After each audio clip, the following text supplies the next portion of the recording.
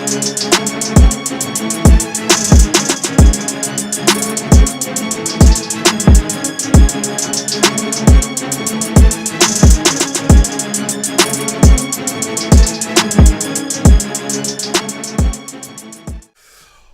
up? It's your boy T-Bird here with Smackdown Wrestling Review. Everything. It was a good solid episode of Smackdown. I got to say, yeah. Today's episode of Smackdown was pretty solid. I will say that though. We had kicked off with a match with Cody Rhodes facing Luke Kaiser. Now I'm not sure why that match was made, but they put out a banger. Had a little storytelling with Heyman and Solo Sikoa coming out as well too. Now low key, I wonder if Cody wins the title, that Gunther be one of his first opponents, something like that. So I'm wondering if this match is going to kind of lead to that in a way. You know, there it is. Just wondering. So anyway, Cody had a nice little match against Kaiser and everything. And then after the match, Heyman interrupts the crowd from singing his song to win. And he said that the announcer, Samantha Ernst, did a terrible apology. He owes an apology because he thinks the announcer did a terrible job. And he announced it as the winner and still challenger to the Tribal Queen as the reigning and defending champion, the one he used to do with Brock and everything. And he said gave him a roadblock that he would be facing Solo at Raw, and wondering if he can if he okay with doing this get past Solo, it would be 100% against Roman or whatever. Cody said that he say no to this though, but he wrestled with half his body hanging off, facing Seth and beat him, which he did when he had a little pectoral. So he definitely want to take it, and he's gonna prove that Solo's undefeated and dominant. When he gave him his props, that he still isn't ready. And then when he finish you, he gonna get the Roman and prove at WrestleMania that he's not ready either. Now, I'm loving confidence, but sometimes confidence kind of scares me with Cody though. But if Cody gonna be confident, I was with confidence as well and say this: Cody should win the WrestleMania title match, whether he wins both titles or just one title. In the words of the Advocate, that's not hope. That's not what was it? Can't think of the word. That is a spoiler. I forgot his word, man. I fucked up. That's not a prediction. That is a spoiler. That's what I'm gonna say. See, it was sound good, but I fucked it up. I'm sorry, guys. Train of thought right now is late because hopefully I'm trying also with my Films Friday stuff, which I'm gonna post tomorrow because I was waiting because I got a little shape up and everything. You see the beautiful clean. Anyway, moving on. There's announcement that John Cena and Theory will kick off the WrestleMania on night one at the first match. So that's all when they have a banger opener with a bang. Well, it's going to be a banger main event. Closer though. Then Charlotte comes out and did a promo and everything, talking about how much she don't fear Rhea, but she respect him. Then she kind of went a little, you people talking about her insecurity and how she built herself with the bricks that you folks throw at her and all of that. So she kind of went a little hilly with the little promo. Then she talking about how she, in the usual on me, royalty. I'm gonna kind of rewatch a little bit. I kind of saw some of it, but I couldn't hear it. Sorry. That's right, Vegas. I love my dad. You see, it's Sports Center. And she's talking about her legacy in Sports Center and her dad and all that too. And she's missing some folks who's no longer with WWE, such as the Bellas and Sasha. So other than that, good promo, but questionable because she's supposed to be the baby face of this matchup, but she's not. But her promo con came off a little heelish, so I know it's a persona, but like, you can't stuff like that kind of put folks in a dilemma with the Cesaro thing, because Rhea is supposed to be the heel, but she comes off a little babyface with her promo. So I'm not sure if they really gonna go through a double turn with this matchup or what. Because like I said, they had Rhea face Bayley was a heel, so who knows? Well, if they do a double turn, what's that leave her with Rhea and Judgment Day? But let me move on as well too. We have our match with Rey Mysterio and LA Knight. Good match. Rey family out there. His wife Sophia and daughter Aaliyah. Ray, did I say his wife's name right? Hold on. She looked like a Sophia. Anyway, Ray wife is hot. Sorry, Ray. But anyway, I said so. Angie. I'm way off. Angie. Yes, Angie. Sorry. I'm way off today, man. I be trying. I hope this is about to be all right. Sorry, this is gonna be a bad review. I apologize. Anyway, Angie and Aaliyah was out there as well too, and Mash got there. Of course, you know who comes out. That little punk Sub Mysterio comes out. Get Ray strike a little bit, but Ray get back in the game against LA Knight. LA Knight's putting on a show too. He's slightly getting over the crowd, like I said. They need to pull the trigger and make him face though, because he's too over the crowd to be a heel right now. But anyway, and Ray was about to do 6-9, but Sub Mysterio put his leg in. They giving LA the advantage to do the roll up. This is where the best part comes right here. Of course, the Stubbs going back to begging Ray for that WrestleMania match, and Ray still say no, walk away. And he still called him a little punk and called him the deadbeat as well too. It then told his mom Angie saying how much feel to be married to a deadbeat. Goes near his sister, mom and sister, where they sitting at, and he talks about how his wife, how Angie should feel about marrying a deadbeat, and where you was been there, the only one been there while he was away, so he makes her call her a deadbeat as well too. Which Aaliyah got on face, he said, "You better sit down, because you too stupid." And then Angie snatched the mic. She was gonna say something about tell Dom something, and he said he snatched the mic away from her, telling her to shut up. You know you fucked up. You tell your mom shut up. Remember the shut up rule? We had the shut up challenge going on in WWE. Ray walked back there and socked the mess out of Dom, Sub Mysterio, and he said, "You pushed me too far for disrespecting my wife. You want the match? You're on."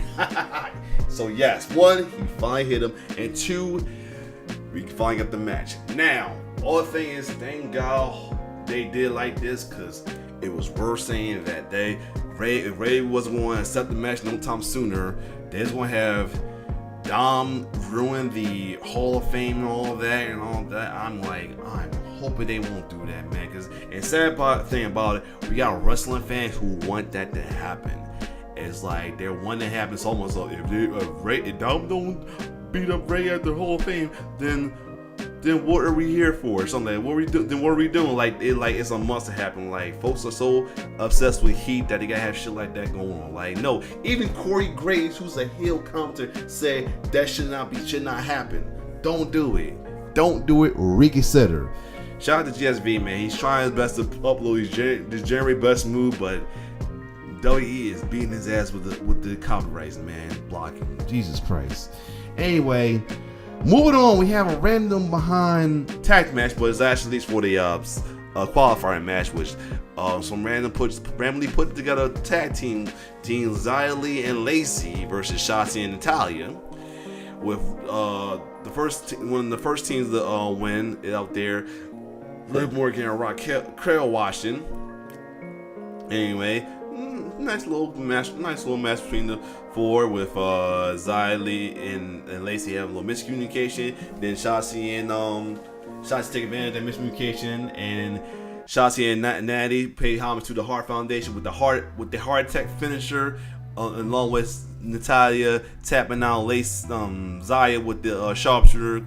Sure, and when the match, Liv and Raquel come to the ring, I thought they was going to get into it, but they came to congratulate. Then we had Ronda and Shayna comes out and chastises how they hurt all four for members though in injuries or spirit.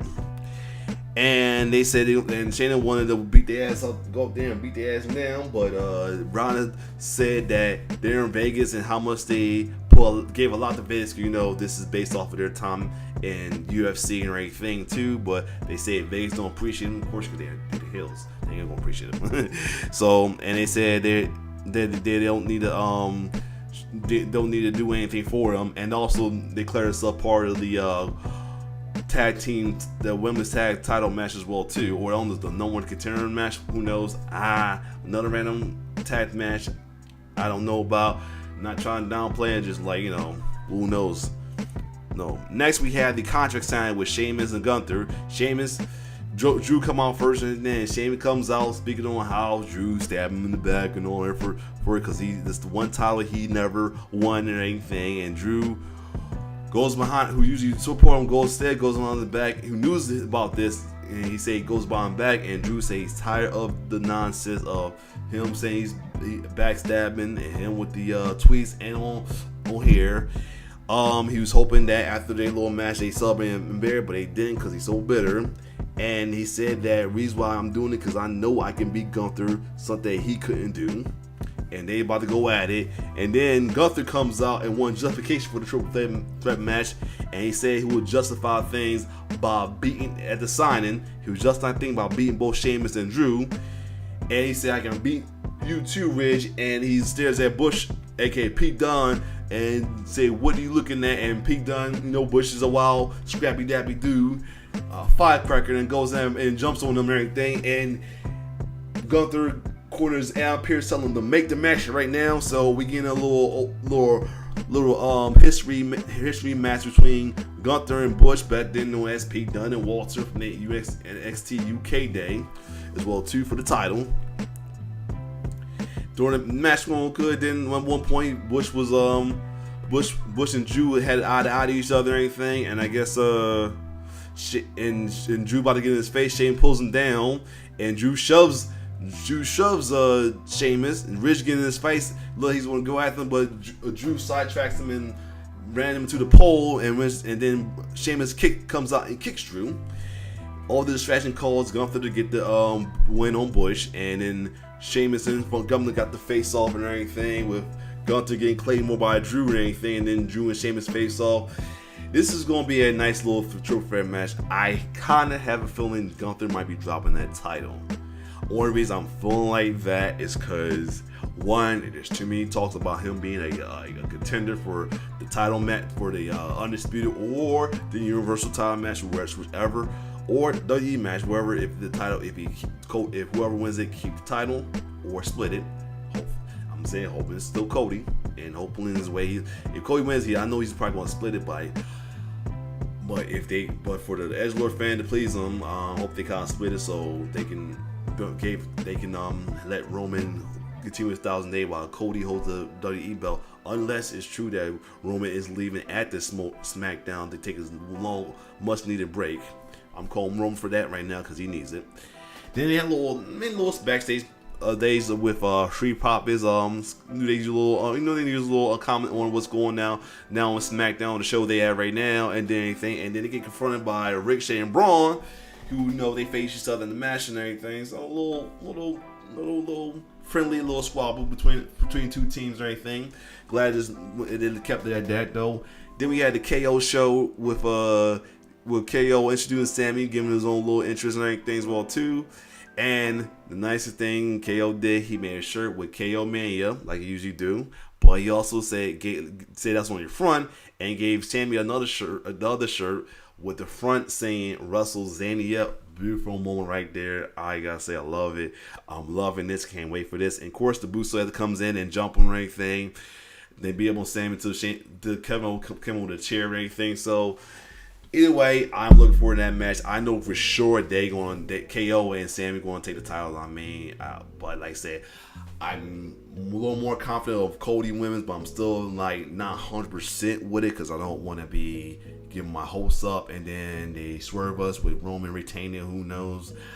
Like I said, if they need Roman to go through 1,000, let Cody win with some loophole bullshit saying that he always signed up for one title. Cause he's supposed to be face to face with the tribal queef. Roman's supposed to be face to face with tribal queef on SmackDown at the Cody Rhodes handles solo on Raw. So there's that. So anyway, if they do, let Cody have the WWE title. Roman holds the Universal to the 1,000, just to please both fans or anything. But I really think that Cody should win. Cody should win. That's how I really think that. But I know for sure KO and Sammy wins because the Usos need to drop the belt to make the storyline for the Bloodline more interesting, and the cracks may be coming soon. But other than that, this was a solid episode of SmackDown. Like I said, the only slightly down out of it was the women's tag match, but I understand why. Anything. Oh, the Buddhist man goes to the Usos. Where's my Buddhist man? Goes to the Usos for jumping Sammy and KO for the end at the end for their little what's his name as well too. Summon Buddhist man to Heyman with his little announcement on Cody as well too. But other than that, this is my not my best SmackDown review. I will admit it. Alright, because I was I caught half of it on the way to the home and everything, so that's the only thing. But other than that, if you like my review, still regardless though, I appreciate it. Like, share, subscribe to my YouTube channel as well too. The AEW Rampage I may do.